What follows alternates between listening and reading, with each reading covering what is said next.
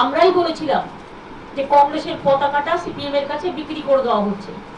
এই অভিযোগে আমরা কিন্তু কংগ্রেস থেকে বেরিয়ে এসে তৃণমূল কংগ্রেস তৈরি করেছিলাম। আজকে প্রমাণিত হয়ে গেছে আমরা যেটা বলেছিলাম আমাদের লড়াইটাই সঠিক লড়াই। এবং আজকেও আপনারা দেখেছেন অনৈতিকভাবে আদর্শের সাথে বোঝাপড়া না করে, আদর্শকে বিকিয়ে দিয়ে, রাজনীতিক দর্শনকে বিকিয়ে দিয়ে,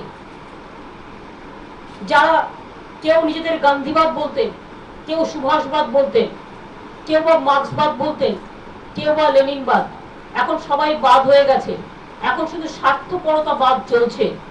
আর যারা কংগ্রেস কর্মীরা সিপিএম এর কাছে দিনের পর দিন অত্যাচারিত হয়েছে, সন্ত্রস্ত হয়েছে, ৫৫,০০০ কর্মী খুন হয়ে গেছে, তারাও আজকে তাদের দলটাকে বিক্রি করে দিয়েছে। আমি এর জন্য ব্যথিত, দুঃখিত। এর থেকে বেশি আমার কিছু বলার নেই। তাদের রাজনৈতিক অধিকার তারা করতে পারে, বাট আমরা একা চলবো, কারণ মানুষ আমাদের সাথে আছে। রাজনীতিতে স্বচ্ছতা একটা বড় ব্যাপার।